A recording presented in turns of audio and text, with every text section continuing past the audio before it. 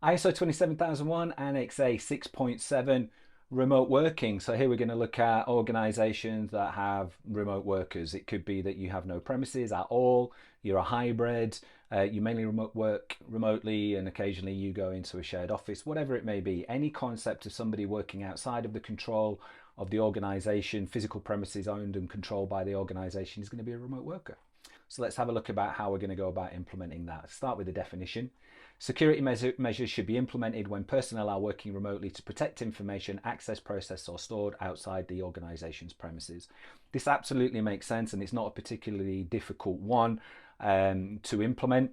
So what we're saying is, if you are accessing something clearly outside of the physical boundaries of something controlled by the organization, then you don't control it. That represents a risk to you. Put in some controls around that. You are going to be reliant here. It's a catch-all, right? It's actually a term, remote working, but it's a catch-all that encompasses a number of other Annex A controls. Some of them that we've already done, some of them that we're going to come to when we get to Annex A 8. Technical controls, right? So the way that you're going to evidence this actually is by the implementation of other Annex A controls that you have. So let's talk about that. How can we go about that? Well, we can go about managing the risk through our process of awareness and communication, right? So we're going to have policies. We're going to have a topic-specific policy on remote working. And we've covered that, and there is one available in the template, and you should go to that and watch the videos and tutorials on that and what that says and how you go about that. That tells people what's expected.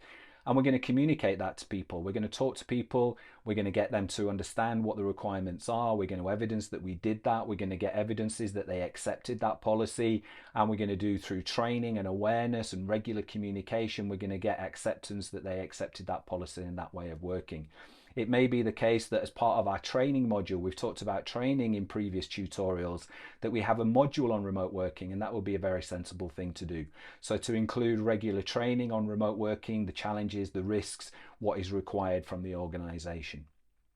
There are other things that we can do when we look at technical control. So that was more about people and organizational control, policy and awareness. Now we can look at technical controls, right? So the way that you can look at endpoint device management, locking down of that endpoint device, technical controls about auto lockout, encryption, malware and antivirus on devices, two-factor authentication, access into your technical systems via a VPN potentially, rather than directly. So there are many technical considerations for you that you can think about now, but we are covering in other Annex A's and other tutorials about how we can mitigate the risk of working in shared environments. You know, some of the things not a requirement, but you might have screen protectors on there. You know, you're going to do education and training around shoulder surfing, things like that. So there are a lot of things that we can do that come together holistically to support our remote workers.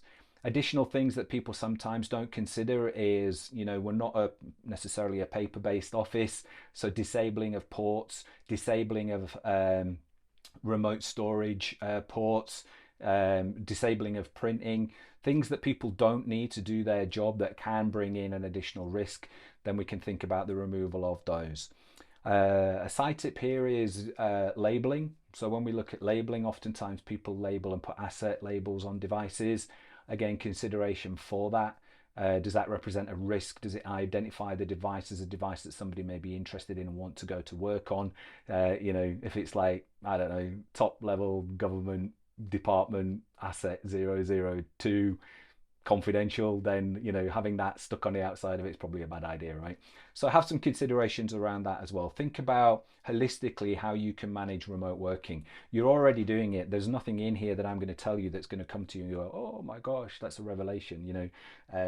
But let's go through that. So physical considerations. If people are remote, we do want to put some physical considerations in. You might have remote workers from home. You might have managers and HR people from home. You may have premises that doesn't have any technical infrastructure within it. I would avoid doing this, right? Don't have any storage or anything if you do have shared workspaces. But physical considerations, things like lockable storage. I've seen the case, right, where even in small organizations, you're working from home, the HR director, finance director is working from home, then one of the mitigations is you could provide them with physically lockable storage, right? For any company asset, be that data, letters, reports, whatever it may be. So think about that, what the person's doing, do a mini risk assessment. If it is the case that you know that they're going to end up with stuff, then consider things like lockable storage. Consider things like remote printing. Not everybody needs to remote print, but go back to the example I've just given you. You've got a HR person, a finance person. It may be that they're printing out the reports. So think about that. Do you want to provide them with a printer? Do you want to provide them additional guidance and training? Do you want to include that in policies that they've signed up to and agreed to? So there's organizational control you can put around printing. And then there's technical control you can put around printing, including owning the device, providing them with a shredder that meets the requirements of the organization for the shredding of data, rules about what it is that you expect to happen with that.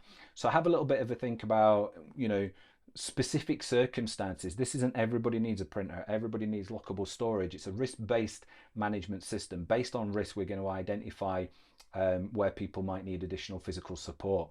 We can look at remote access technologies. I've talked there about VPNs, right? So again, I'm not an IT expert. Work with your IT teams to understand when we're remote logging in, are we using things like VPNs? Are we using things like two-factor authentication? How is it technically that we can secure the connection back to our organization and require some level of additional interaction were that device compromised, stolen, a family member logged onto it? What other technical controls can we put in place around there? Have a think about business continuity and backup. Usual approach to endpoint device management is it's not included, right? So that's normally the policy. We just say we don't do it. Everything is in the cloud and everything's backed up in the cloud, and that's absolutely fine from the standards point of view. Have a think about remote working, backup and business continuity though. Do you have a situation actually where you have information on a device and it's only on that device? Should you have, is there a better way of doing it? If you do it that way, what kind of cloud-based backups that are encrypted and protected can you put in place? So you can see reliance on other controls, right? Everyone I'm mentioning is another control. Backup is another control. Disaster recovery is another control. But what you're considering here is, from a remote working point of view, what is the impact of remote working on that, and are there additional things I need to put in place? What you also need to do is think about insurance. You're going to work with your legal teams and your HR teams to understand what the legal implications and the HR implications are of remote working, and make sure that all of those are covered off. They can come up in the internal audit and the external certification audit. So understanding, do you meet the requirements of the law? And then are you covered for insurance? And that could be whatever insurance that you've got put in place, right? It could be cyber insurance, it could be property insurance, professional indemnity insurance. You've just got to make sure with your legal teams that you've ticked those boxes when it comes to remote working.